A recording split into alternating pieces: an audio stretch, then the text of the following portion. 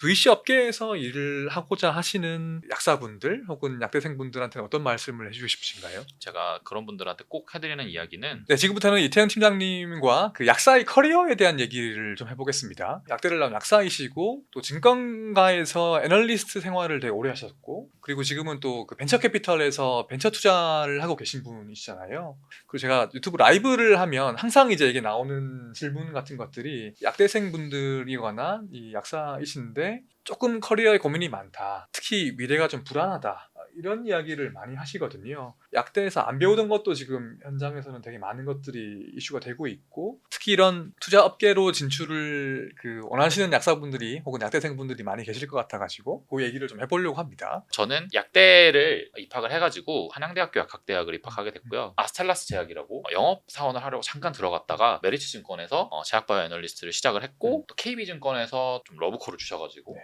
KB증권을 이직을 했다가 현재는 SBI에서 투자 업무를 담당하고 있습니다. 그래서 메리츠증권에서 거의 4.5년 정도를 계셨고요, 보니까 KB증권에서 애널리스트를 한 1년 반 정도 하셨던 것 같아요. 그 두 개의 역할은 거의 비슷하셨나요? 두 회사에 좀 차이점이 있는데, 이제 메리츠증권은 그 기관 투자자를 상대로 영업을 하는 걸 굉장히 열심히 하셨기 때문에 이것만 거의 대부분 했고요. 이제 제가 KB증권에서는 개인 고액 자산가들이라든지 아니면 KB증권은 상장 주관 업무도 많이 하거든요. 그래서 상장 주관 업무를 서포트한다든지, 네. 뭐 아니면은 아까 전에 메리츠증권에서 하던 기관 투자자를 상대한다든지, 혹은 이제 KB증권은 또 해외 영업도 하거든요. 그래서 뭐 싱가포르나 미국에 있는 해외 투자자들을 상대한다든지 뭐 이런 업무를 했습니다. 네. 그리고 지금은 일단 SBI에서는 어떤 일을 하십니까? 지금은 바이오 기업에 투자를 하고 있습니다. 주로 비상장 기업을 투자를 하고 있고, 가끔 상장 기업 투자를 검토하기도 합니다. 근데 보통은 약대를 가시는 분들이 편견일 수 있습니다만은, 일단 약사하면 돈 잘 벌고 되게 안정적인 수입이 있고 하기 때문에 어떤 도전적이거나 새로운 일을 막 좋아하시는 분들보다도 좀 안정적인 삶을 원하시는 학생들이 많이 가시지 않나요? 상대적으로 다른 과에 비해서는 좀 많다라고 생각은 하는데, 음. 저같이 그렇지 않은 사람이 있었던 거죠. 네. 본인이 조금 비주류였나요? 아니면 저는 완전히 비주류였죠.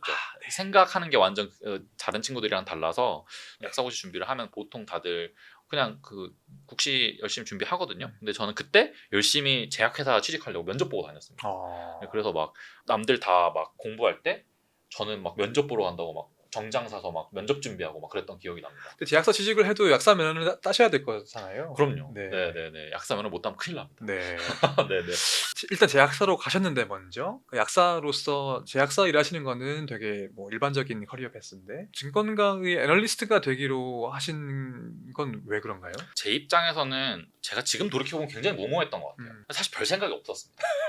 그냥 별 생각이 없었고, 사실은 그때 제가 이제 직면했던 문제는, 제가 영업하고 싶은 약을 제약사 회사에서 고르려면 뭐 최소한 10년은 다녀야 될까요? 그 이상 다녀야 될지도 몰라요. 그 정도로 저한테 선택권이 많이 없고, 일단 하면서 배워나가는 건데, 저 증권사에 들어오려고 했을 때 가장 매력적이었던 부분은, 제가 회사를 찾아서 제가 원하는 회사를 피치를 하면 되는 그 나름의 자유도가 있는 직업이거든요. 저는 그런 측면이 또 되게 좋았던 것 같아요. 제가 이제 2016년도에 이직을 하게 됐는데, 그때가 막 한미약품이 라이센스 아웃을 막 연달아서 하면서 우리나라에서 제약바이오 산업이 가능성을 막 보기 시작한 때입니다. 그러다 보니까 관련된 전공자를 찾고자 하는 니즈가 어마어마했어요. 지금이야 애널리스트 분들 거의 대부분 다 전공자지만 그때만 해도 저 포함 3명이었으니까. 그래서 아무래도 그런 것까지 좀 같이 맞물려가지고 제가 좀 기회를 잡을 수 있지 않았나 그 생각을 합니다. 지금은 몇 분 정도가 되나요? 다 합치면? 지금은 사실은 제약바이오 애널리스트에 대한 수요가 엄청난데요. 다 나갔어요. 왜요? 저를 포함해서. 왜 나가시나요? 이 분야에 돈이 너무 많습니다. 음. 그러다 보니까 애널리스트 말고도 할 일이 너무 많아요. 좋은 기회가 더 많기 때문에. 네, 그러다 보니까 다들 뭐 상장사의 CFO로 가시기도 하고, 네. 벤처 캐피탈 차리시기도 하고, 다양한 커리어로 나가셔가지고, 제가 보니까 한 15분 정도 되신 것 같고, 그 중에 전공자는 10명 이상인 듯 합니다. 네. 지금은 또 너무 시장에 좋은 기회들이 많기 때문에 또 조금 변화가 있는 것 같습니다. 네네. 근데 제가 드리고 싶은 또 다른 그 다음 질문이 뭐냐고 하면은, 사실 이게 제가 많이 받는 질문이기도 한데, 약대생들이 남들과 다른 선택을 하고 싶은데 여의도 증권가로 가든 또 다른 길이든 그 정보를 어디에서 얻느냐, 그런 준비를 어디서 시작하느냐 하는 질문을 많이 받거든요. 어떻게 하셨어요, 그런 것들은? 그 학술적인 정보는 제 책을 보시는 것만으로 충분하고요. 네, 죄송합니다. 오늘 책 공부하기 위한 자리니까. 네네네. 네, 그렇고요. 그리고 정성적인 정보를 어디서 얻느냐를 되게들 많이 궁금해하시는데 사실은 좀 인적 네트워크를 활용하실 수밖에 없습니다. 학교의 선후배들 혹은 이제 뭐 내가 속한 동아리의 뭐 선배, 지인 뭐 이런 식으로 저한테 사실 연락이 되게 많이 와요. 근데 저는 그런 분들한테 다 일일이 다 답변해드리고 만나서 밥도 사드리고 이렇게 많이 하거든요. 근데 제가 왜 그런 걸 열심히 하냐면 기회가 없다는 걸 제가 너무 잘 알아서 그래서 주변에 혹시 그런 아는 사람을 건너서라도 아신다면 주저하지 마시고 나는 누군데 커리어와 관련해서 좀 물어볼 게 있으니까 잠시 뭐 통화를 해줄 수 있겠냐? 아니면 나랑 이메일 주고받으실래요? 뭐 이런 식으로 접근하셔야 된다고 저는 생각을 합니다. 보시는 분들이 이메일 보내시면 됩니까? 네, 그럼 물론입니다. 네네. 이메일 주소 남겨놓겠습니다. 네, 네네네. 댓글로 달아주셔도 아마 보실 테고. 그래서 일단 여의도로 가셨는데 증권가로 애널리스트 일을 해보시니까 어떠시던가요? 굉장히 사실은 하쉬하고 터프한 직업입니다. 애널리스트는. 왜냐면은 날짜를 주고요. 너 몇 날 며칠까지 보고서 써. 이게 다예요. 네. 저한테 뭐 알려주지 않습니다. 제가 그냥 알아서 다 공부해야 돼요. 그 기업은 찍어주나요? 절대 그렇지 않습니다. 전혀 그렇지 않고요. 뭐라도 내가 찍어야 돼요. 어느 기업에 대한 보고서를 언제까지만 써 이렇게만 나오는군요. 아니요, 기업도 없습니다. 네, 그냥 너 언제까지 보고서 써. 기업은 한 5개 정도 있으면 좋겠어. 이게 다예요. 네. 그러면은 제가 그냥 회사 IR 담당자한테 물어서 전화해가지고 저 탐방 좀 받아주세요. 탐방도 가고 업무 시간 중에는 막 탐방 다니느라 정신이 없어요. 그러면은 탐방 다 갔다 오면 막 밤새 보고서를 씁니다. 이제 그런 날들이 연속이어가지고 2년 정도는 주말에 거의 계속 출근했고요. 뭐 퇴근도 뭐 거의 한 저녁 10시 뭐 이렇게 했던 것 같습니다. 네. 또 기업을 평가해야 되고 투자 가치 같은 것들을 분석하시려면 완전히 새로운 것들을 많이 배워야 하잖아요. 그런 거 어떻게 하세요? 그거는 선배 애널리스트들의 보고서를 좀 많이 활용을 할 수밖에 없고요. 네. 그리고 저 같은 경우에는 금융투자 분석사라는 자격증을 땄습니다. 그래서 그 자격증을 공부하면서 기본적인 재무적인 거나 뭐 경제 경영과 관련된 지식들을 좀 습득을 했고요. 저는 이 산업을 바라보는 뷰를 설정을 하는 게 굉장히 중요했고 그 과정에서 탄생한 게 사실 이 책입니다.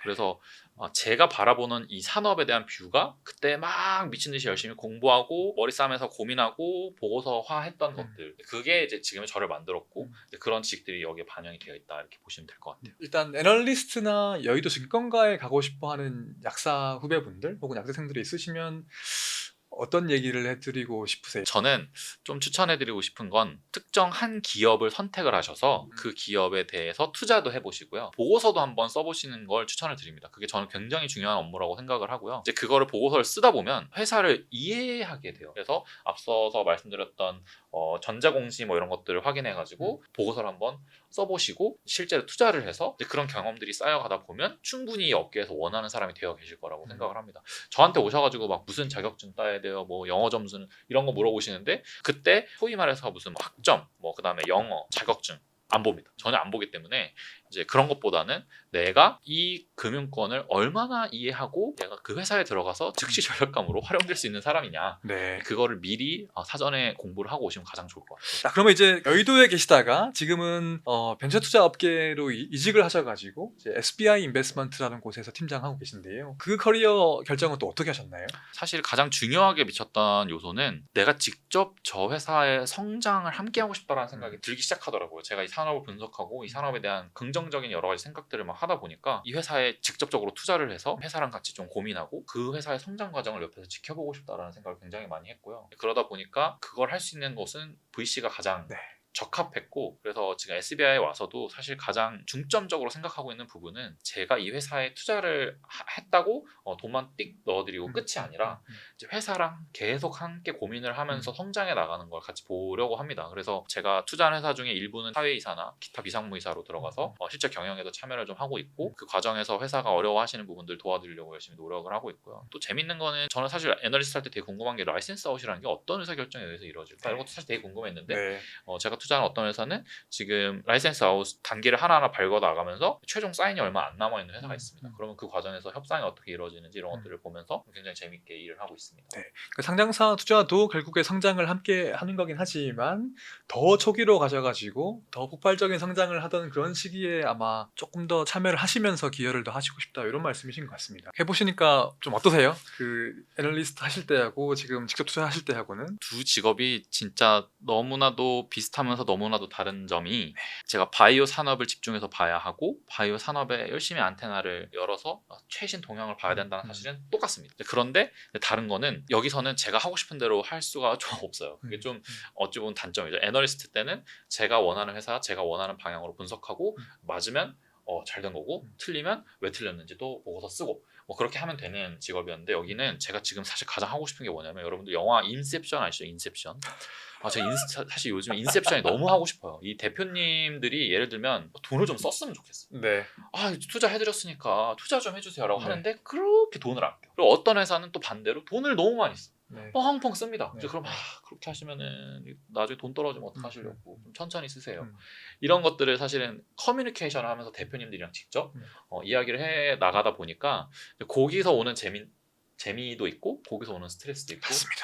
그런 것 같더라고요. 네, 저도 이제 벤처 투자를 하니까 그 딱 말씀하신 게 어떤 말씀이 너무 잘 이해가 갑니다. 그래서 대표님도 스타일이 너무 다르시고 대표님들마다 그리고 이제 투자자 입장에서는 우리가 어디까지 관여하는 게 맞는 건가 이런 고민을 많이 하기 때문에 어떤 말씀인지 너무 잘 이해가 갑니다. 네, 일단 지금 보면 또 벤처 캐피탈 업계가 굉장히 또 핫하잖아요. 전반적으로 봤을 때에도 또 투자 심사역도 이 바이오 헬스케어 분야에서 지금 니즈가 되게 많이 있고 VC 업계에서 일을 하고자 하시는 약사분들 혹은 약대생분들한테는 어떤 말씀을 해주고 싶으신가요? 제가 그런 분들한테 꼭 해드리는 이야기는 본인만의 뷰가 있어야 된다는 겁니다. 음. 본인만의 뷰가 있으려면 그거에 기반한 지식이 있어야 되잖아요. 지식을 기반으로 본인이 판단을 해서 나는 이게 잘 될 것 같아 라는 생각이 있어야 되는 거니까.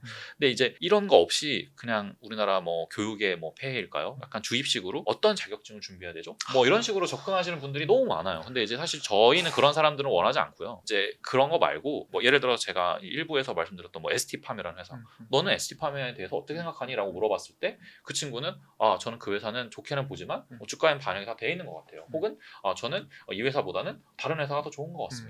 이런 식으로 이미 벌써 본인이 투자자로서 행동하고 있는 사람들을 뽑으려고 하고요. 네. 그러다 보니까 앞서 우리 애널리스트 때 말씀드렸던 것처럼 어떤 한 기업을 분석을 해서 이 기업의 흥망성쇠를 함께 같이 그 과정이 저는 굉장히 중요하다고 생각을 합니다. 네, 대학생 때 얘기하시면서 뭐 술 마시고 이런 얘기하셨던 것도 보면 벤처 캐피탈 특히 심사역분들이 굉장히 중요한 게 네트워크이고 밖에 나가가지고 어떤 기업을 이제 찍어 오느냐 혹은 새로운 기업을 발굴해서 오느냐 뭐 그런 것도 되게 중요하다고 보는데 그 어떤 성향상에 발이 넓어야 된다 뭐 이런 것들은 또 중요하다고 보시지 않나요? 그래서 이제 굳이 이제 뭐 요즘 핫한 MBTI로 얘기하자면 이제 I보다는 E이신 분이 조금 더 유리합니다. 팀장님 MBTI 뭐 어떤 제가 건가요? ENTJ였나? 뭐 그런데 네. ENTP, TJ 왔다 갔다 합니다. 저도 ENTP거든요. 네네네. 그런데 아무래도 그런 좀 그 사람이랑 함께 있으면 재밌어. 이게 대만 가장 베스트인 것 같아요.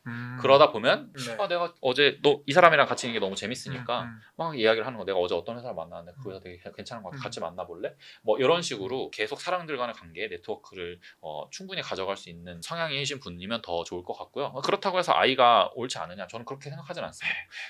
그 VC 투자자분들 중에서도 그 산업을 정말 오타쿠처럼 막 들여다보시는 분이 계신데 저는 그런 분들이 진짜 좀 한편으로 언젠가 보면 되게 무서운 게 와 저렇게 봐야 투자를 하는 거구나 그런 생각이 들 정도로 기업을 엄청 뎁스 있게 보시는 분들도 계시거든요. 저는 그래서 뭐 그런 분들도 충분히 할 수 있는 여지가 있지 않을까. 다만 좀 이렇게 술자리에서 좀 재밌는 사람이면 좋겠다 뭐 이런 느낌이면 될 것 같습니다. 네, 저도 사실 벤처 투자를 한 6년, 7년째 하다 보니까 말씀하신 부분의 중요한 거를 갈수록 더 느끼는 것 같아요. 그래서 그게 여러 종류의 스타일이 있겠지만 그게 분석적이든 외향적이든 특히 이제 우리가 얘기를 해봤을 때 이 사람이랑 진짜 같이 일을 해보고 싶다는 느낌을 주는 게 굉장히 중요하다는 생각을 맞습니다. 갈수록 더 많이 하게 되는 것 같습니다. 요거 좀 여쭤볼게요. 그 투자업계에서 일을 하실 때 약사이기 때문에 가지는 장점은 많이 말씀하신 것 같아요. 근데 약사이기 때문에 가지는 단점도 있을 것 같거든요. 그런 부분들이 혹시 어떤 게 있을까요? 저는 이 부분을 저 스스로도 계속 많이 경계하고 있는데 기술에 대한 자만입니다. 내가 저 사람보다 더 많이 안다고 생각하는 순간 저는 투자를 잘못하게 될 거라고 항상 생각하고 경계하거든요.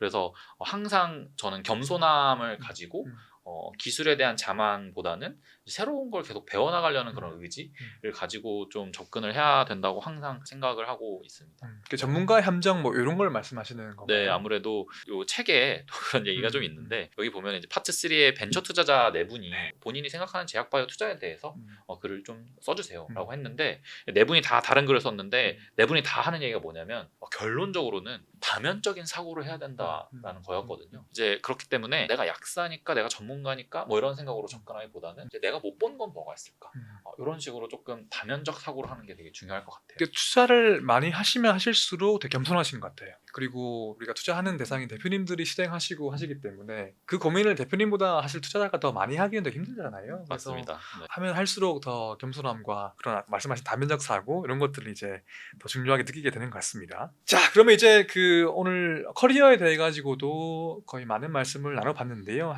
앞으로 팀장님이 개인적으로 그 미래에 대해서 가지는 목표라던가 뭐 꿈이라던가 이런 거 있으시면 조금 말씀해 주시면 좋을 것 같습니다. 이 투자업에 와서 일을 해보니까 느끼는 게 투자자는 연극으로 따지면은 스테이지 뒤에서 도와준 스태프라고 생각을 합니다. 저는 이제 투자자로서 이름을 날린다 이런 목표보다는 제가 투자한 기업이 엄청나게 많은 스포트라이트를 받도록 도와드리는 역할을 일단 하고 싶고요. 저는 그게 스포트라이트가 어떤 형태의 스포트라이트냐 신약을 개발하는데 성공하는 것이었으면 가장 좋을 것 같습니다. 제가 투자한 회사 중에 이제 아보메드라는 회사가 있는데 그 회사의 경우에는 현재 희귀질환 치료제를 앞서서 말씀드렸던 되게 중요한 영역을 하고 있고 이제 그러다 보니까 이 회사가 지금 가지고 있는 목표는 이 희귀질환 치료제를 가지고 미국에 가서 실제로 희귀질환 환자들에게 도움을 주고 싶다라는 거고 저는 이 회사가 그렇게 되는 성장 과정을 꼭 옆에서 지켜보고 싶고요. 그리고 나아가서는 그렇게 쌓아온 경험을 바탕으로 제가 직접 신약 개발 회사를 한번 도전해 보고 싶다라는 그런 생각도 가지고 있습니다. 그러시군요. 네. 네.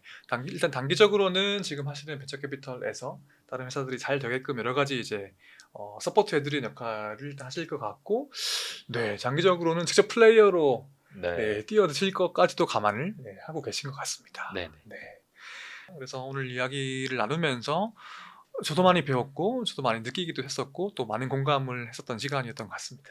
제가 워낙에 선배님들한테 받은 사랑이 많이 있거든요. 그래서 제가 또 물려드릴 사랑이 많이 있을 것 같아요. 예, 그런 것들은 제가 뭐 댓글이 됐건 어떤 형태로든 뭐 이메일을 좀 남겨놓을 테니까 편하게 연락 주시면 제가 성심성의껏 도와드리도록 하겠습니다. 네, 감사합니다. 그럼 오늘은 이것으로 인터뷰 마치도록 하겠습니다. 지금까지